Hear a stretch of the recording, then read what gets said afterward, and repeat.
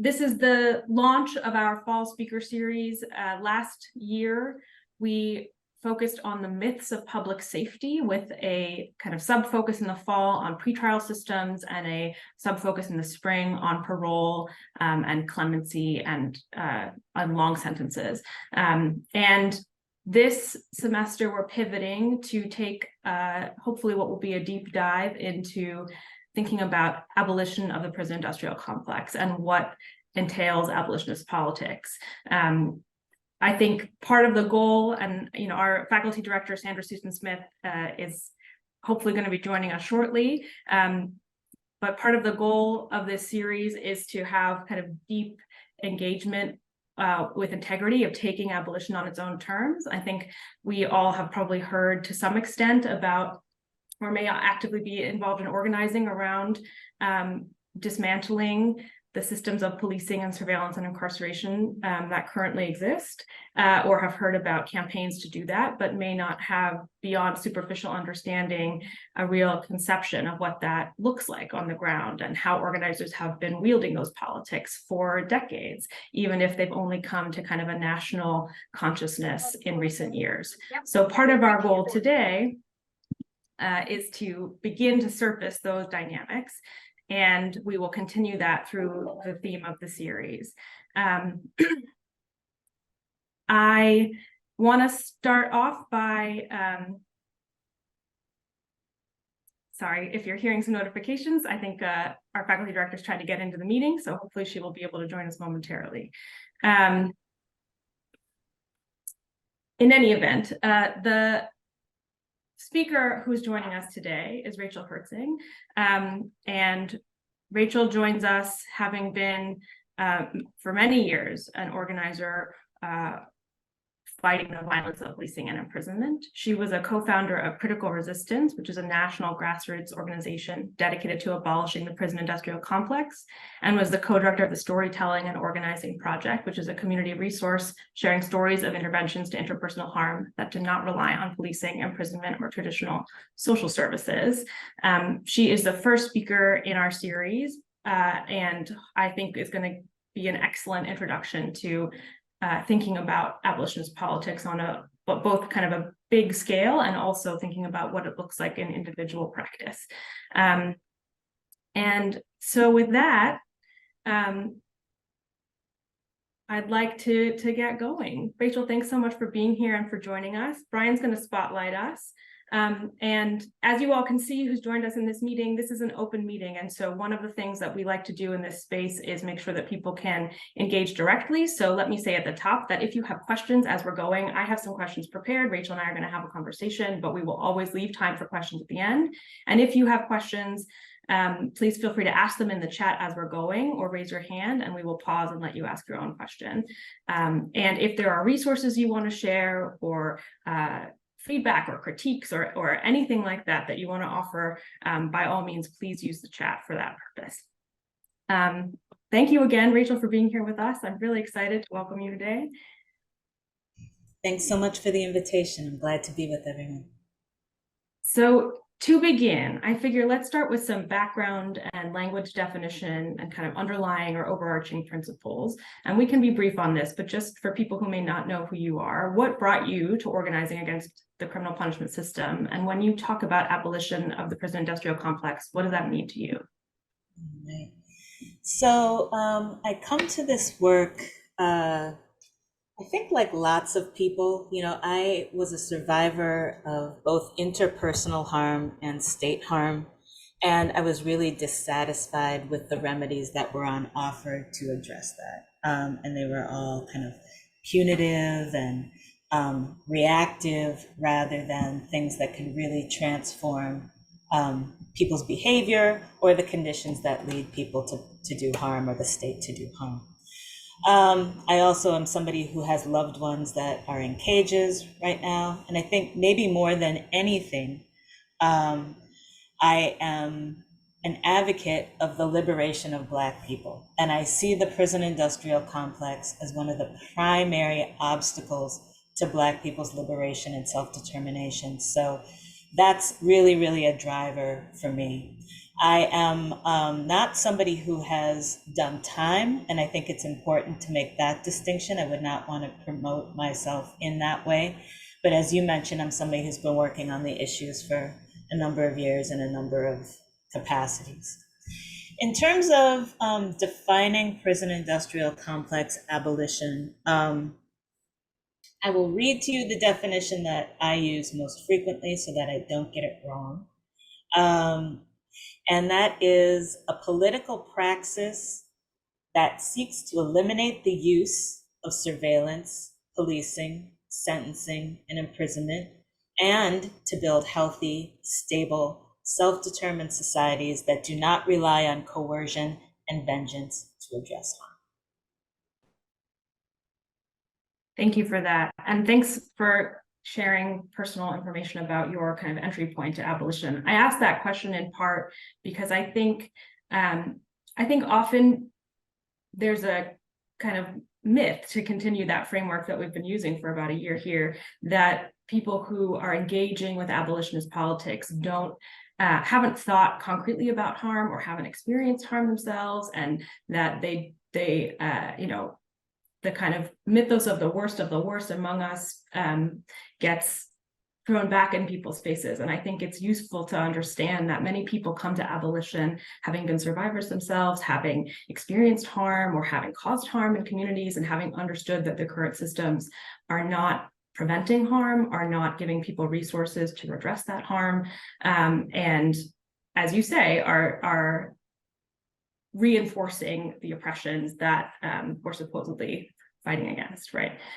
So I really appreciate your being willing to engage in that and give people a way to think about what an entry point can look like for somebody. Let's talk about your work with critical resistance. So as we talked about up front, that's a national grassroots organizing hub, which has local chapters. How did you all develop that model? How is that model effective for building abolitionist campaigns?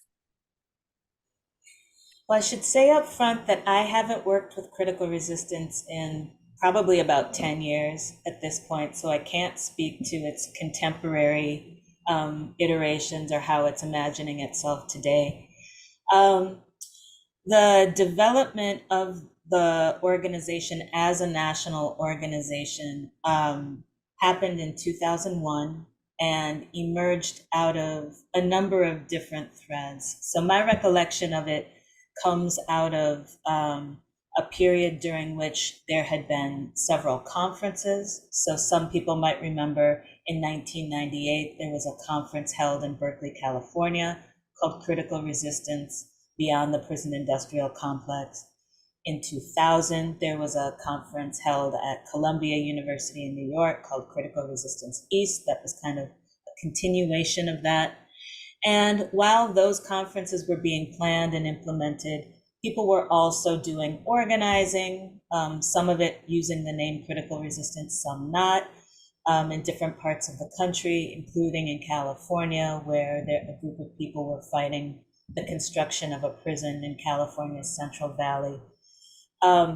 And, you know, the idea, I think, when we put together the national organization was that we wanted to be able to have a bit of an interventionist bent. We wanted to be able to disrupt some of what we saw as the status quo around fighting imprisonment in particular by thinking about the prison industrial complex more broadly, by which I mean, you know, the symbiotic relationship between public and private interests that offer imprisonment, surveillance, policing, sentencing, execution as remedies to what are probably more properly understood as social, political inequities.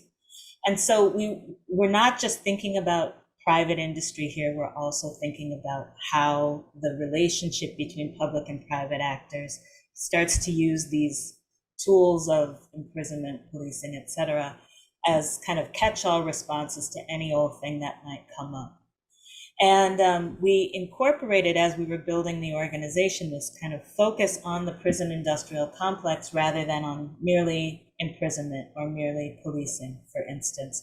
Really thinking that taking a kind of global approach to it helped us think about the kind of complicated interrelationships between these different aspects of these systems, and also suggested different ways of fighting. So the organization took that orientation, which was a little bit different. And then we did a thing that lots of national organizations do, which where we established local chapters that could think about what were the issues that were most pressing related to the prison industrial complex in various locations, and then what were the most appropriate local responses, strategies, tactics to use. So, the national part of that organization really is kind of a hub or a clearinghouse or a dynamo, and then the chapters take up work that's appropriate to where they're based. Thanks for that. I think that's helpful for thinking about the next piece of this that we want to move into is talking about what this looks like operationalized on the ground, right? And so part of it seems like the intentional structure behind critical resistance when it was formed was to take information and ideas that had been discussed in conferences and give people frameworks that then could be tailored to their local context, right, as you said. And that also embodies that idea of creating opportunities for more self-determination within community, right, where people who are local to the issue, who understand the individual actors and who's wielding power in what ways in their community, then can take a framework and a set of ideas and adapt it to their local context. When you think about, I think people may think of abolition as being very abstract and very cerebral and also very far off, right? People talk about there being a kind of long time horizon in seeing this vision come to fruition. Can you describe for us an example of a campaign or a couple of examples that demonstrate putting abolitionist politics into practice? How are abolitionists presently enacting their politics in the now? But we'll be here until next Wednesday, so now. Yeah, thanks for that, Katie. And I think you're right. I think sometimes people just focus on the kind of ideological horizon of prison industrial complex abolitionist politics, and that draws us forward. But the practice of those politics is what compels us to action, right? And we cannot create the conditions for that longer term horizon without taking action in the here and now. That kind of creation of appropriate conditions is a today issue. It's not a tomorrow issue. So people are doing all kinds of work all day, every day that advance these political goals. And I'll describe some, but I want to make a crucial point on the back end of this description, because I think there's the how of it is maybe as important, if not more important, than the what of it. So, for instance, we see organizations, groups of people across this country and globally fighting the construction and expansion of prisons, jails, and detention centers. And what those campaigns may do is steal capacity from those institutions to be able to cage people, right? So that's one way people are doing that. We may see campaigns that are targeting sentencing, like trying to oppose the use of life without the possibility of parole as a sentence. And again, those steal human resources from prisons. We might see things like campaigns against so-called quality of life policing, right? So you might see things against, stop and frisk or civil gang injunctions or other kinds of everyday policing practices. And my guess is you'll be able to get into a really, really good discussion about that when Alex Patel shows up. But those kinds of campaigns are also really, really important because they rob everyday policing of its legitimacy, right? Projects like ride shares or correspondence projects also break down the barriers between people living inside of cages and outside of cages. What makes all of these campaigns and projects abolitionist, to my mind, is not so much what they target as the end game of all of them, right?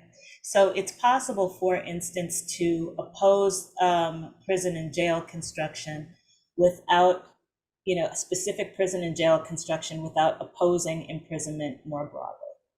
It is possible to advocate for sentencing transformation while not thinking that people should be decarcerated. It is possible to advocate for the elimination of a single type of policing practice while not stealing any legitimacy from policing.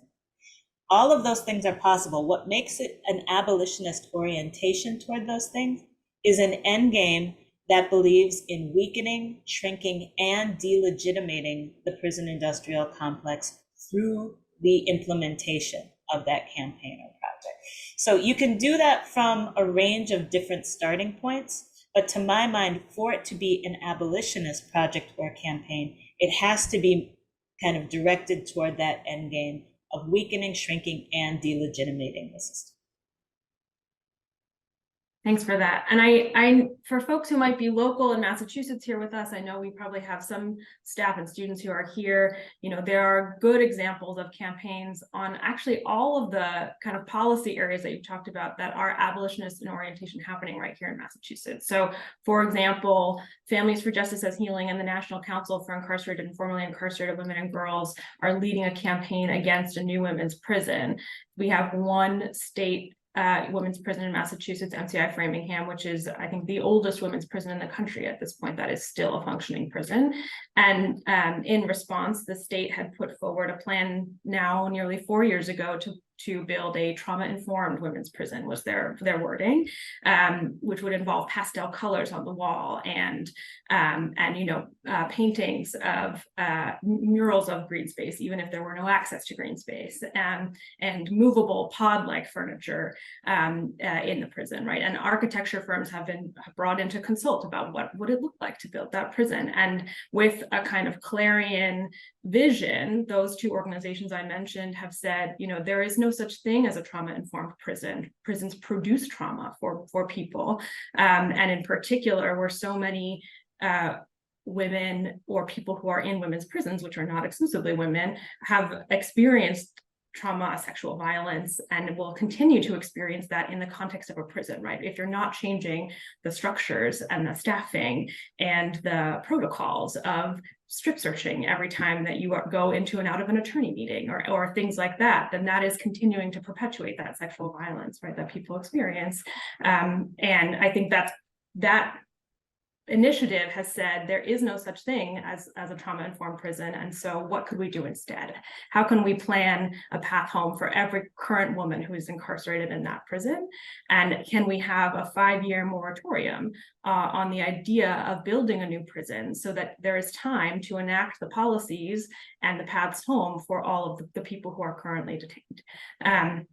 Or incarcerated, as the case may be. There's a campaign in Massachusetts right now also to end life without parole sentencing that is led in large part by people who are currently incarcerated. And for the first time, to their great credit, the Massachusetts legislature has allowed people who are incarcerated to testify at public hearings on those bills. So that has been a big change within the last year, where we are seeing lifers take the 3 minutes that every community member could sign up for and testify about the reasons to end that sentence of life without parole. So I just want to highlight that there are active, I think you gave us a great set of examples, and I wanted to bring it down even to be a little more concrete for folks who are joining us locally, that there are ways to plug in your community of people who are trying to do that work, and not only trying to shift policy, but also, as you say, with the long-term vision of building a different set of structures, and not only changing those individual policies to kind of rein in the size and scope and power of the current system, but also to then think about what's next. Forgive my soapboxing. No, I appreciate you raising those local examples. It's incredibly helpful. Thank you. Thank you. So as abolition grows in public consciousness, I think as anything grows in public consciousness, it risks co-optation and more muddled definitions.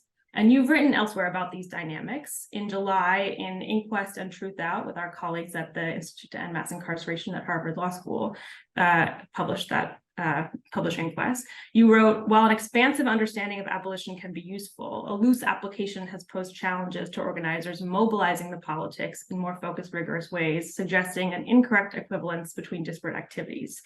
Can you unpack that for us? What tensions arise in growing politics without that kind of rigorous inter-movement accountability and concrete understandings?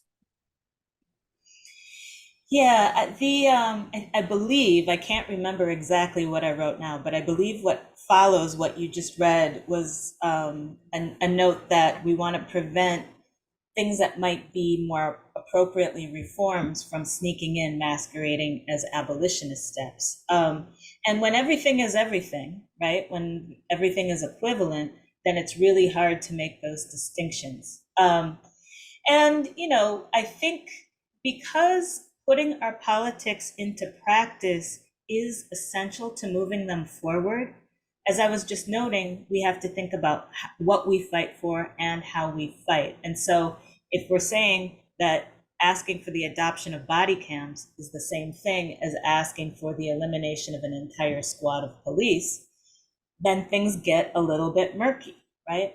So without clarity about the end game, and you all are going to get tired of me talking about the end game because that's 100% my stump, so buckle in.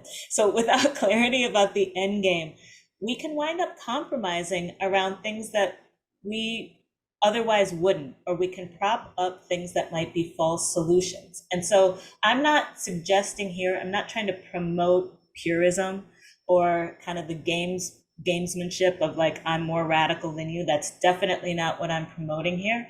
But I do think it's essential that we are promoting clarity, specificity, and rigor. So when we're making demands or when we're selecting targets, we're clear about the why, and we're clear about what they do to shrink the size and scope, to weaken, and to delegitimate the prison industrial complex.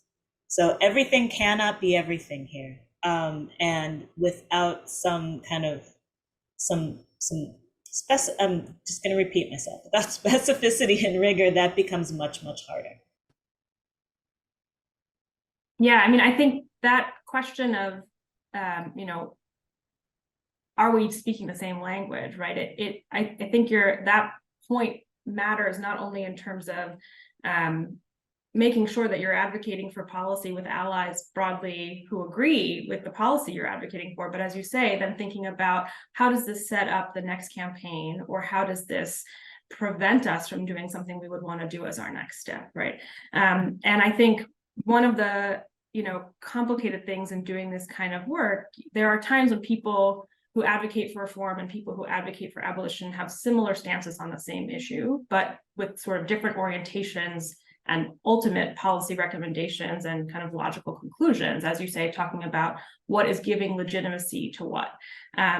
So for example, on the same issue, let's say abolishing the death penalty or ending solitary confinement, abolitionists and reformers might be aligned in certain ways, but could put forward their ideas and operationalize their organizing radically differently, which might lead to different consequences, different institutional responses, and different funding streams being elevated or reduced, different narratives about who deserves protection and whether punishment can be just and what alternative systems are acceptable or even a positive good.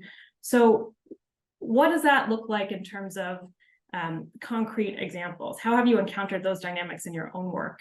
And, you know, you just talked about the phrasing of kind of non-reformist reform versus reformist reform. And I know Critical Resistance has some really terrific resources to help people think about that concretely. Maybe we could delve into those issues of how to be in solidarity with people who don't always actually agree with you on everything, and then how to kind of figure out where you have alignment and where you don't. Guess what? End game. I'm going to talk to you about the end game again. So, you know, as you noted, Katie, reformers and abolitionists sometimes have the same goals, right? Or might kind of line up on the same campaign. And, you know, to my mind, the thing that distinguishes those two approaches, again, is kind of where you're aiming. And one way that I've used over the years to talk about these different end games is the idea of the system being broken or not, right? So Reformers tend to believe that the system is broken. And only if you could make the right tweak, if it could just impact the correct people, or if it could operate at the exact right scale, or it could not ever catch up people it's not meant to, it would actually work well. Whereas abolitionists tend to believe that the system works as it's meant to work, that it contains and controls and kills the people it's meant to contain and control and kill. Sometimes other people get caught up, but it does its job very, very well. So rather than improving a killing machine, the goal here is to grind that machine to a halt and to eliminate the harms that it does. So again, you can start in the same place, but if what you're trying to do is improve the operation of the prison industrial complex, you'll move in one direction. If you're aiming to eliminate the prison industrial complex, you may wind up moving in a different direction. Right?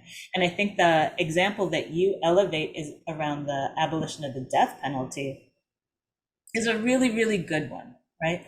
So prison industrial complex abolitionists, generally speaking, believe that abolishing the death penalty is essentially stealing a tool from the prison industrial complex toolbox. It's like, no, just remove that. It's one less way for people to be killed by this system.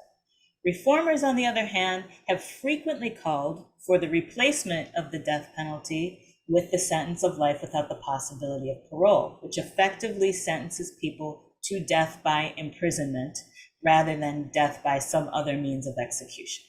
These kinds of trade-offs, I think, are really what distinguish the orientations to doing this work. So if you are aiming at a more precise way of using this system, then you may say, like, execution doesn't exactly work to do what we want to do, or we're appalled by, the idea of killing somebody in this very kind of public way, but we're very happy to let somebody spend all of their days in a cage. I mean, very happy, I don't want to put words in reformers' mouth, but you understand what I'm saying is that that's the trade-off that's being made there.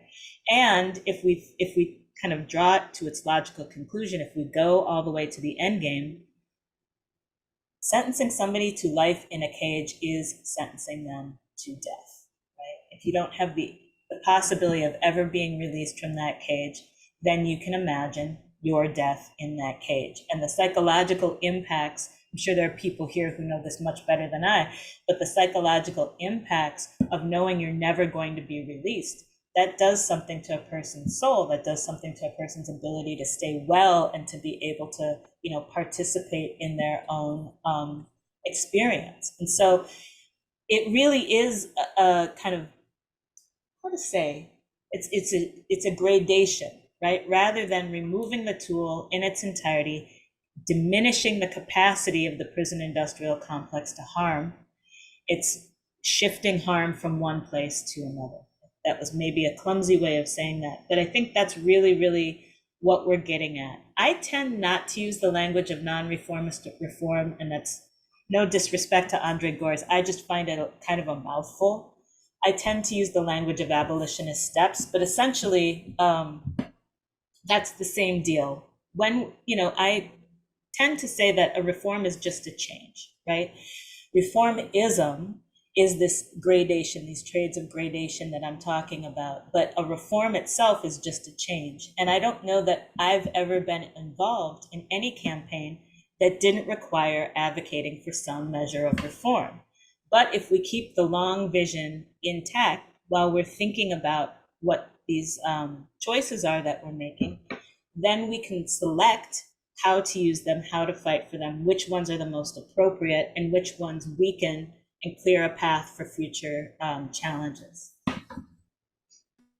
Thank you for that. Yeah, and I think, as I've worked with organizers in prior roles, it seems like one of the key questions in thinking about how to structure not only a campaign, but also what is your actual policy goal, and what are the alternatives that you would put forward as an acceptable alternative, right? One of those key questions is who is helped by this policy, but who is harmed by this policy, right? And I think that's part of the, point about the death penalty example, right, is if you are willing to say, yes, we can stop sentencing people to death because we don't think there is a moral or a fiscal responsible way to, send people to kill people for killing people, to show that killing people is wrong, I think is the way it was taught to me growing up. But then we're still going to sentence people to not only to die in prison, which is what that sentence is, it is death by incarceration, as you say, but also to have a premature death in prison, almost certainly, given what we know about the conditions in which people live, the totally outrageous medical care, the ways that the system kind of packs on, and that is an intended and acceptable result, right? Not that is something that if you shifted those smaller surrounding pieces, that the condition fundamentally would still be death in prison. I think that lens then points to, as you say, a whole different range of ways to do organizing on that issue, right? So that instead of, and different people find different entry points and are moved by different arguments, but still, I think the overall architecture of a campaign like that says, we don't want this and we also don't want this. And so can you meet us where we are and say, we actually are trying to reduce the suffering of all people in this, and that means that we're not going to vault life without parole as an acceptable alternative to the death penalty. So what does it then look like to structure that campaign if we don't have what may seem to some folks like a kind of palatable alternative? How can you then reshape people's understandings of what kind of suffering is acceptable at the level of public policy? If I can make one point, Katie, if you don't mind. Yeah, absolutely. You made me think of something just now. I think the other thing that we should be a little bit cautious about as organizers is the kind of alternative imperative, right? So reformers are constantly like, well, what's the alternative? You have to tell us precisely what the thing is that's going to replace this thing you say you don't want. And I have some caution about that, one, because it presumes that there's a single blueprint that works well for all situations. And we know from living under the current prison industrial complex that a single blueprint does not work for all situations. But also, we should be cautious, I think, about this kind of drive to do a one-to-one replacement. The goal is not to build a shadow prison industrial complex alongside the existing one. The goal is to transform the conditions fundamentally that would lead to the rise of a prison industrial complex, right? So, I would hesitate. I know some people say we need a society that doesn't need a prison industrial complex. And I'm not one of those people, because I think we have a society right now that doesn't need a prison industrial complex. But I'm not interested in kind of saying, well, instead of the court, I'm going to build this institution. Instead of the prison, I'm going to build this institution. This is a longer term view, and I know it's kind of frustrating for some people, but I think the goal has to be to transform conditions, right? Transform how we relate to each other, transform how we relate to the natural world around us, rather than look for a thing that's just a quick replacement. We're not talking about Legos here. We're talking about human society. I really appreciate your saying that. And I think it is hard for people who are just entering this idea to say, when they hear the phrase, which is framed in this kind of negative construction, right? Abolish prisons, abolish police, then I understand the natural inclination that people say, okay, and so then what? And to zoom out, as you just did, and say, what we're talking about is a more fundamental shift in the way that people relate to one another, in the kinds of systems of support and care that people have access to in terms of healthcare resources and economic resources and access to education, and being able to steward their communities in ways that are authentic to those communities, right? All of that is a bigger frame shift. And I think it's helpful for people to think that to understand that abolitionists are working in all of those other spaces too. They're working in healthcare and in education and in housing and in thinking about rent control and in thinking about labor organizing, and that all of that work is part of, or can be part of, a bigger abolitionist project or projects. And I also appreciate that I understand why people start at the level of, if not police, courts, prosecutors, prisons, then what? And are there ways to think at those inflection points where people are being swept into the system, how to reduce their size, scope, power, all of that. And I think part of what we're going to do in this series is look at each of those inflection points and say, people are already working in that space, creating other ways of interacting with the state and with each other, and what does that look like? So anyway, I just want to appreciate you for bringing us there, and also acknowledge that I understand the tension in that, and I know you do too, that people are it's natural to say, if not this, then what? And also that the goal is to look more globally. And I also really want to note your comment that, even in thinking about a farther off horizon, you made the point to say, I think we are in a place right now where we don't need the prison industrial complex. I wonder if we could just talk about that for a second together. And in part, in many ways that kind of builds on the sort of myths of public safety theme we had last year, right, in our speaker series, to say the system presents itself as doing one set of things, and the reality is that a lot of academic research suggests, as we've talked about many times here, that's not actually what's happening. And we're not preventing the harm that people are most concerned about preventing. Survivors are not being given the kinds of healing and access to resources that would make someone whole as best as possible. And so that's what I take from what you're saying, but I want to make sure that that I understand what you are saying in that.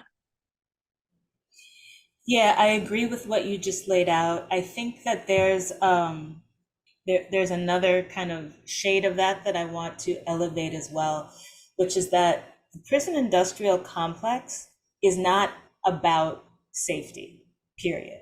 It is about containment and control, right? So it is not about preventing crime on the street. It's about containing specific people who pose challenges to the status quo. And I know there are going to be some people that are like, Rachel's going, wild and exaggerating.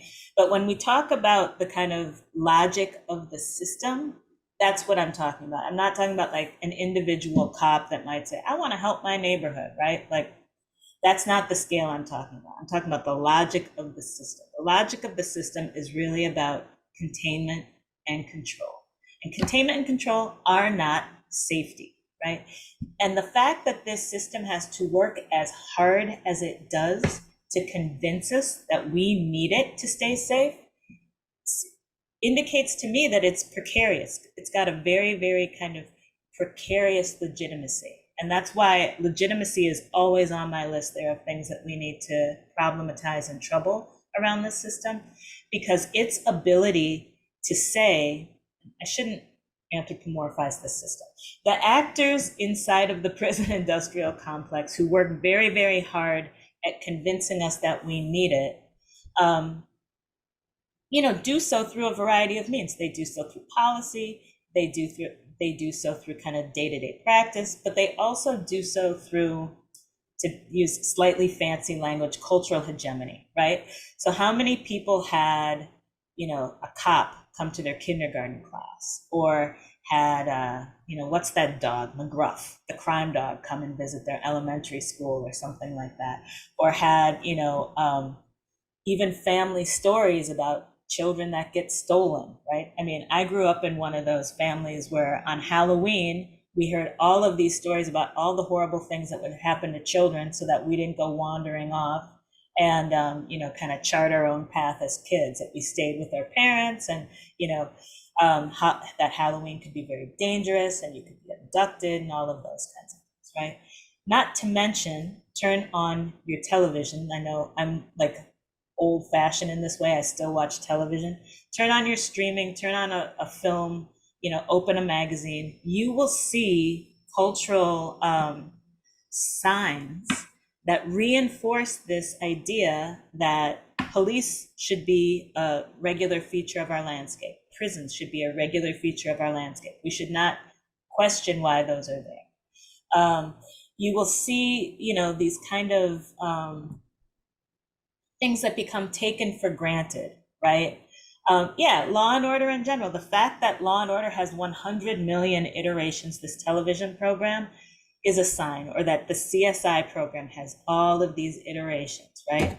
But also the fact that like some of these things get ingrained in the culture, like, and I apologize for anybody for whom this might be upsetting, but the idea that prison rape is a joke, right? That you can't hear a reference to imprisonment without there being slid in our popular culture some joke about prison rape.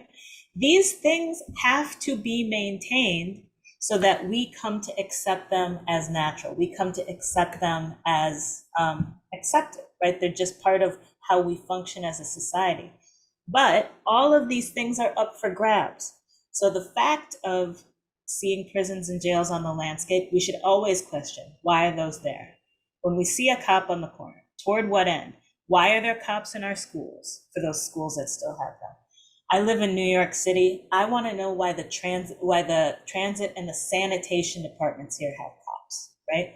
I was in a diner one day eating breakfast, and there was a cop sitting next to me. And so, of course, I took interest. I was like, who is this person? What are they doing here? Because I'm always like, what are cops doing?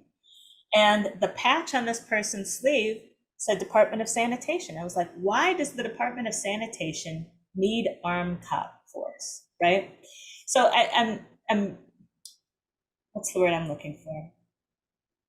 I'm kind of pushing this probably further than I need to, but I really, really want to make this point that the legitimacy that the prison industrial complex has currently is a very delicate legitimacy.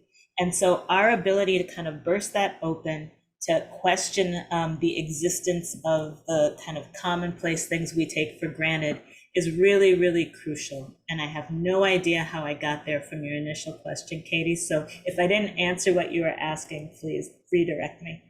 No, I appreciate everything you said. And we are getting some questions and comments in the chat that I'm going to return to when we kind of pause and break for it. But I just want folks to know that I'm acknowledging that I'm seeing that happening, and we will definitely get back to those questions. And I think part of what you just said brings us to thinking about the full scale and scope of you talked about specific agencies that have police forces, and I think beyond that there's also the kind of policing that happens in other agencies as well, right? And so my understanding of prison industrial complex abolition thinks about, all of those dynamics, right? Even if there aren't officially assigned armed agents of the state in the child welfare agency that are operating as police, how is there a system of family policing that's happening, and who are the typical people who are subject to that kind of control and containment as well, right? And I think that thinking about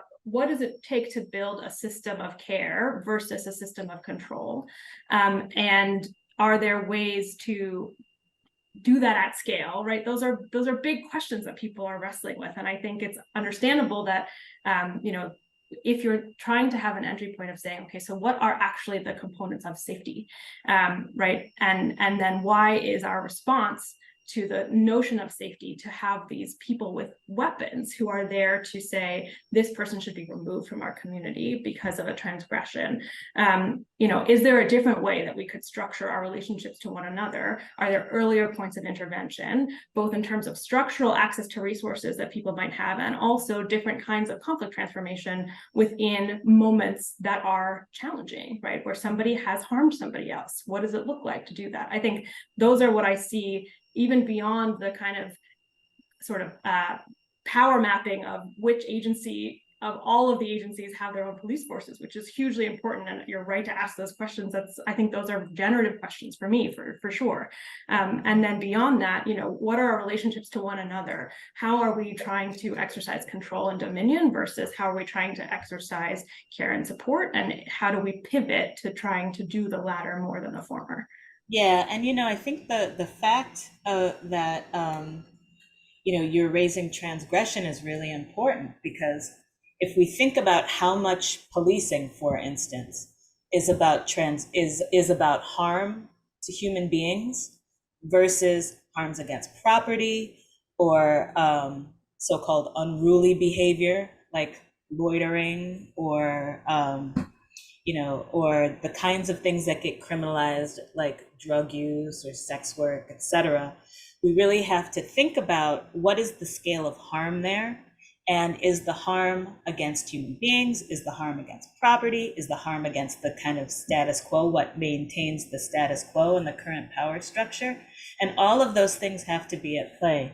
And I think, when we're talking about culture, I don't only mean pop culture, I also mean, for instance, the kind of participatory surveillance that so many people engage in via social media, for instance, like how much information is being shared kind of very passively, even as people are sharing all of these details of their lives through those vehicles as well. Yeah, thank you for that. I have a few more questions that we'll touch on, and then we will open up the floor in, I don't know, let's say 5 to 10 minutes. So the next one, I think so often abolitionists are dismissed as promoting a utopia or anarchy or science fiction. And certainly some abolitionists do identify as anarchists, but that's not true for everyone. And for many who claim and practice abolitionist politics, my understanding is it's rooted in the notions that you talked about, self-determination and a politics of care, and understanding that punishment is not an effective or appropriate response to preventing or redressing harm. So I'm inviting you to turn kind of the naivete assumption on its head. What do you think is naive about the politics of reform and or police and prison preservationists? Yeah, well, you raised a point earlier, Katie, that I think is important, which is that the system, purports to do certain things and then does not necessarily do those, right? So purports to offer safety, does not necessarily provide safety. Additionally, what we didn't talk about that I think is important to note is that all of the things that its proponents purport that it does, it also maintains, right? Creates or maintains. So if, for instance, I used to live in the San Francisco Bay Area for a long time, and the policing of houselessness is a big issue in that part of the country, right? And so, there are some people who say that policing of people who are living or staying on the streets is, it's a public safety issue. We're doing a public safety service. And the policing of houselessness also destabilizes people's capacity to get into permanent housing many times, right? If you have a record, it's very, very difficult for you to get into certain types of public housing. Or if you wind up, spending even a couple nights in jail, your capacity to maintain contact, your records, if you're living on the street, your records may have been ditched and thrown away. Your connections with people, you may be looking at fines and fees you can't pay that start a cycle of you being involved in the system that didn't previously exist. So I want to point out that not only is it kind of trash at doing the stuff it says it's going to do, but it also maintains and generates a lot of the harm that its proponents purport that it's meant to be in service of. So I guess the question for me is, is it not completely naive and fantastical to continue to dump money? We're talking billions of dollars every single year, untold time and energy, labor hours, into something that is effectively trash, that does not do benefit to most people in society, right? Obviously, there are some people who are benefiting from it a great deal, and I'm not trying to be flip about that. I know that there are many people who would say, well, I benefit a lot from, these people being taken off the street, or these protesters not being in front of my house, or whatever the case might be, right? But I think even people who never have any police contact can probably also understand the ways that it negatively impacts their overall life and well-being, and how it has an ability to destabilize society rather than cohere and stabilize it. So the idea that we keep dumping like good money after bad, good time after bad, into this system that's had hundreds of years to prove itself without any kind of measurable difference in even what it says it's meant to do, just seems completely fantastical to me. Way more fantastical than saying, like, let's try something else. And if that doesn't work, let's try something else. And if that doesn't work, let's try something else. Yeah, thank you for that. So one final question. Ruth Wilson Gilmore talks about abolition as being as much about presence as about absence. I think in national discourse, we often see abolition reduced to a process of negative campaigning and slogans that kind of scratch the surface of these underlying ideas: defund police, no new jails. So what do abolitionists do to build new infrastructure of care? How does that fit into the bigger abolitionist project? I know people love to make that quote of Ruthie's. I don't know what the context is for that, so I'm not going to comment on what Ruthie said. So putting Ruthie's comment aside, I would say prison industrial complex abolitionism is always already about both destruction and creation. And the question is a question of balance, right? The problem with no new jails or defund the police is not the language, in my opinion, but rather its reduction to slogans, right? And I'm not suggesting, Katie, that you're doing that, but I think many people do, right? Principled prison industrial complex abolitionists who campaign for no new jails mean what they say: no new jails. That's not a slogan. They are actually advocating for the footprint of the prison industrial complex to not only grow, but to shrink into non-existence, right? That means opposing the construction of new cages. That means releasing people from cages. That means, creating the conditions that allow people to stay out of cages after they've been released, right? Prison industrial complex abolitionists who are advocating for defunding the police mean to take resources out of policing and to increase resources for life-affirming services programs and institutions, right? It's never just take the money away with no care to where it goes. The divvy up, where things get directed, if they get taken from policing, will look different from place to place, as they should. But the impulse to starve policing is what drives those campaigns, right? So people who reduce defund the police or no new jails to mere slogans, I think are willfully ignoring what those organizers are truly advocating. That being said, I take your point that it's useful to hear affirmative articulations as well. And I think there are people who are doing all kinds of projects. I mentioned two earlier that I think happen in lots of different ways in lots of different places that are really, really crucially important. I mentioned ride shares and correspondence projects, for instance. And I find them to be crucially important because imprisoned people are meant to be invisible to those of us who do not live in cages. We're meant to kind of forget they exist, put them out of our minds, and let them, be immiserated. And it really is a humanizing thing to be in touch with imprisoned people, to really understand the conditions in which they're living, but also to appreciate their smarts and their humor and their skill and all of the things that are meant to be made invisible to us. Connecting people to their home communities through correspondence, but also through helping loved ones get to see people who are imprisoned that they care about is really, really important.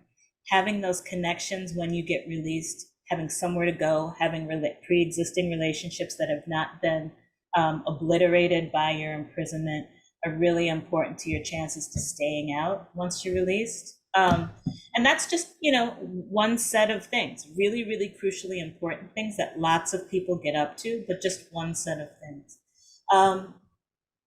I think, there are, in many of the campaigns that I've participated in, whether those are campaigns to prevent the construction of a prison or a jail, or to eliminate, a set of tools of policing, there are affirmative elements baked into all of those campaigns, right? But again, the point is that they have to be in balance. So I would never say that we can like community garden our way out of the prison industrial complex. We have to eliminate those really, really harmful institutions from our lives. We have to be in kind of destructive relationship to those, even as we understand that hosting a community garden that is run by people targeted by this particular set of policing practices helps them stay in community, helps them show their skills and smarts and capacity for compassion to the people around them, et cetera.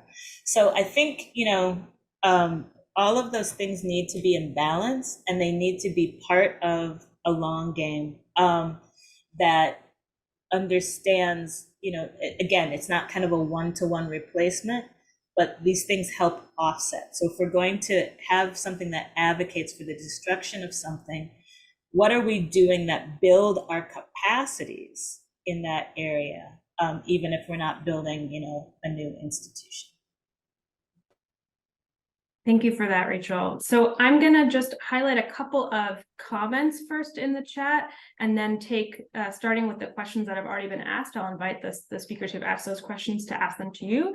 But first I want to highlight some of the comments. So one is Somnath has reminded us that a young man named Syed Arif Faisal was killed by the Cambridge police in January of this year, and that there is, it sounds like a standout action on September 16th at 1 p.m. in Harvard Square. So if people are looking to get involved in the campaign work, I know that there are demands on a range of political ideology. I would say that there are some demands that and organizations that are working from an explicitly abolitionist lens, and others who are calling for kind of more traditional name the police, prosecute the police who were involved in that incident. And so wherever you are on that continuum, local folks, it may be worth engaging and figuring out how to support. I know Muslim Justice League has also been involved in doing some support around that, and in particular trying to work with the family and figure out how to support them and have their needs be met in that process. Then we have a comment from Kim Jones, who is working with a new organization called the Massachusetts Parole Preparation Partnership, which is working with people inside to who do not have access to counsel at their parole hearing, to help them prepare parole packets. So if people are looking to learn more about that project or get involved, that's one of the comments in the chat, and you can find Kim's email. And then we have a comment from Naomi about the Building Up People Not Prisons formation, which is kind of a volunteer association that supports the work of Families for Justice as Healing. They meet on Saturdays, and there is an action this Saturday, September 9th, which is not mentioned in the chat, but I will mention because I'm aware that that's happening, which is a march from the Families for Justice Healing office at 100 R Warren Street in Roxbury all the way to the State House in support of their prison moratorium campaign and working for decarceration. Those are the three kind of announcements that I saw mentioned. So now I want to take the questions. So the first question we had was from Lynn Miller. Lynn, would you like to unmute and ask your question?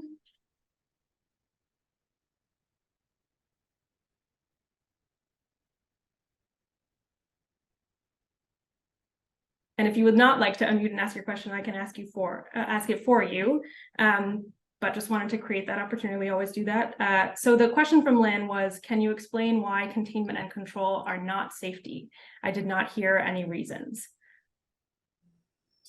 Well, Lynn, I guess I take as a starting premise that containment is not the same as helping people feel safe and secure and well, which is my understanding of what safety is.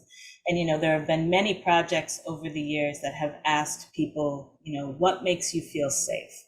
And most people generally will say things like having stable housing, or having my loved ones around me, or having steady employment so I can take care of myself, those kinds of things.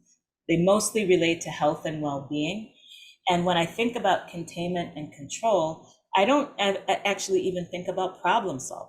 Right? So the idea is just, if I see a problem, and this is kind of the practice of modern policing kind of writ large, if I see a problem, I'm just going to swarm on it and immobilize it, which may have a temporary effect of preventing, further spillover, but doesn't ultimately do anything to address why the problem emerged in the first place, doesn't do anything to change behavior, doesn't do anything to create remedy for anybody who might have been harmed by the problem. So I guess that's the distinction that I'm trying to draw there.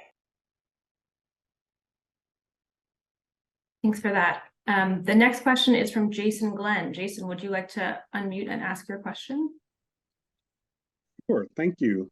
And I don't know, to try to be brief, it seems like mass incarceration is also the handmaiden to racialized, globalized, neoliberal, predatory capitalism. And just wanting to not only get your perspective, but sort of also bring that into the discussion. It seems like I feel like we often don't talk about the capitalism aspect of mass incarceration, because that seems to be, one of those lines that a lot of people aren't willing to cross for fear of being labeled, communist, socialist, whatever. But it doesn't seem like we can abolish one without the other, and wanted to bring that into the discussion and get your thoughts. Thank you for that, Jason. Yeah, I agree with you. I do think that, one way of thinking about the prison industrial complex is as the kind of armed agents of racial capitalism. And really, when we're talking a lot about maintaining the status quo, we're talking about maintaining a heteropatriarchal, white supremacist, capitalist culture.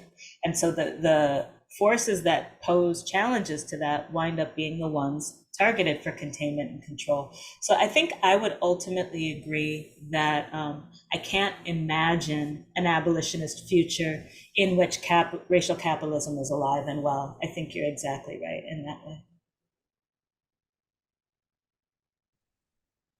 Thank you, Jason, for that question. And thank you, Rachel, for that answer. We had another comment that someone shared. So there are resources being shared in the chat, and if people have other resources or readings they want to share, by all means. There was a brief question about what are ride shares from Naomi, which I answered, but Rachel, if you want to expand, I believe you to be talking about helping people get transportation to visit their loved ones in prisons and jails.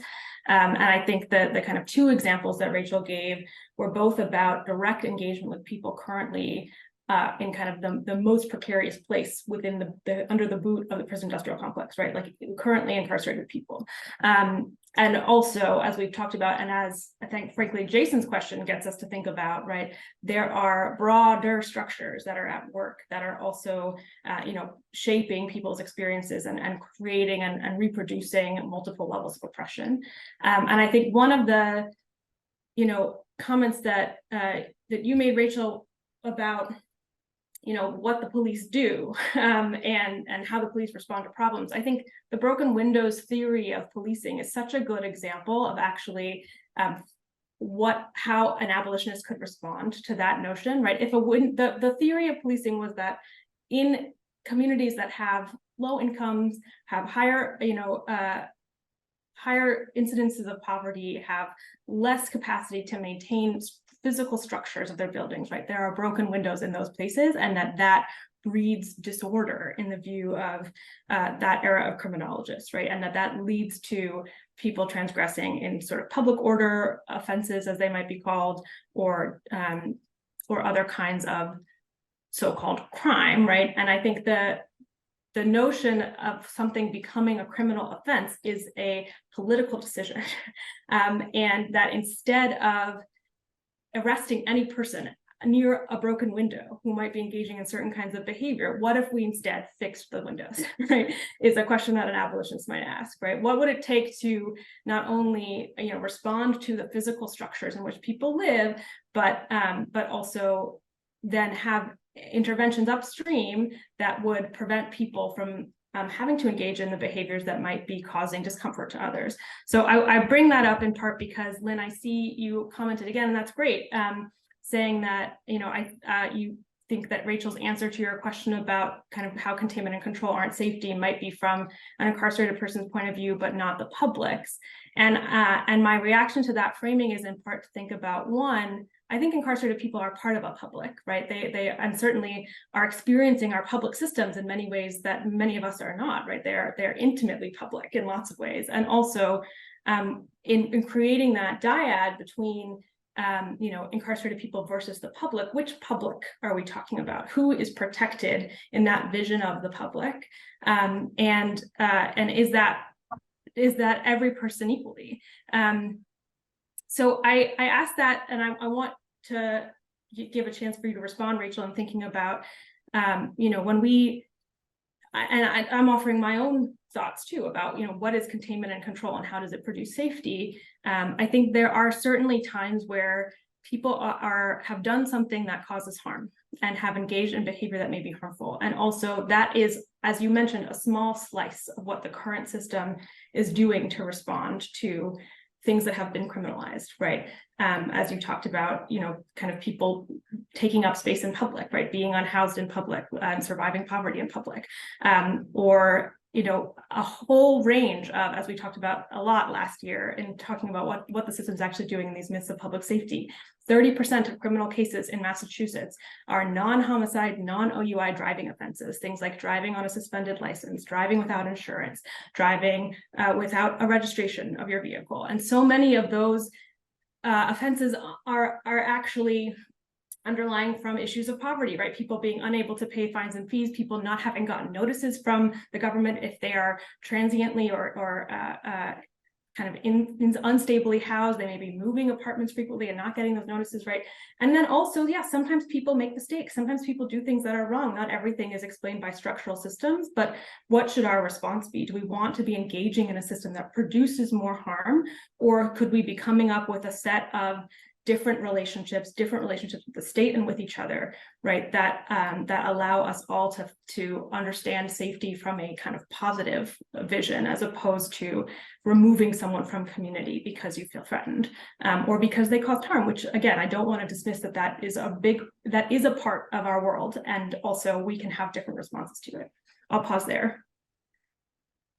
Yeah, I think you raised a lot of really important things, Katie.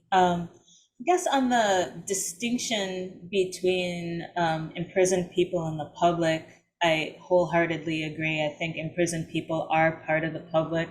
They're part of our society. The kind of efforts to make them invisible and to cut them off, to call them, what Orlando Patterson would describe as social death, right? To make them socially dead. I think is part of our work. People who care about these issues, part of our work is to keep imprisoned people in society, even while they live in cages.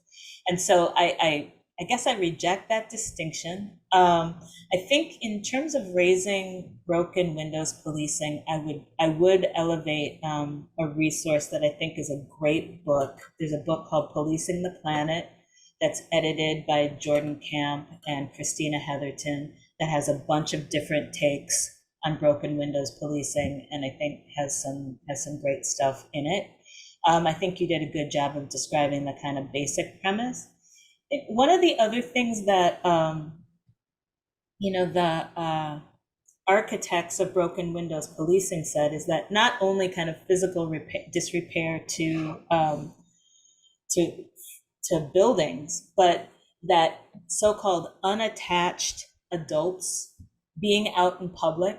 So if you were a single person and you wanted to sit on your stoop, or you wanted to walk up and down your block, you would be seen as suspect and an agent of disrepair, because you were not attached to a so-called traditional family unit, right?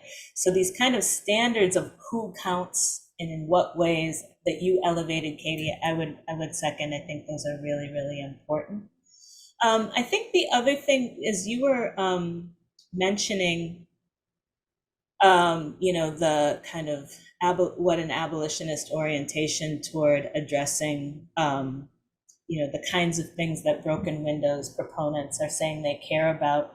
I think one of the other things that I might say about that is that, sure, we would want to figure out how to fix the window, but I think we'd want to figure out how to fix the window, not because it made some neighbor uncomfortable, but we'd want to fix the window if the people who live in that place are like, we wish our window wasn't broken, right? It's cold in here, or the breeze comes through, or mosquitoes come in, or whatever the case might be, right? It wouldn't be just because we want beautiful facades. It would be for some purpose of serving people. And when we're thinking about the question of, I also kind of, I guess, reject the idea that all imprisoned people think the same, right? So that all imprisoned people would agree with what I said. There are millions of people locked in cages in this country alone, and there is no way all of them believe in what I just said. Some of them probably do, and some of them probably don't. And I think there probably are plenty of people who are imprisoned who believe that containment works, right? I've heard plenty of people say that to me. But I think also, if we want to think about genuine safety, what in the long term, what's not kind of a Band-Aid solution to disruption of a problem, but when I think about safety, I think about the long term. I think about not like, if you walk away, I'm still gonna be all right. Not like you gotta be standing here with the door closed for me to be okay. Because that's not safety, that's maintenance to me. And safety for me really is something that has kind of longer term impacts. And we might not ultimately agree on this, Lynn, and I think that's okay. But I do want to keep problematizing these kind of taken for granted ideas, so that we're thinking carefully about what we're advocating for and why. Thank you for that. I think that is actually a perfect place to end, and we are out of time, unfortunately, because it leaves us with the idea of, rethinking and rethinking about, what are our own beliefs and what public structures and private relationships and public relationships get us to the truest version of acting on those beliefs, right? I think that the purpose of our series is about asking questions and then thinking about how do we make the world that is in line with the world we're seeking. So I really appreciate your time, Rachel, and I appreciate the engagement so much from everyone.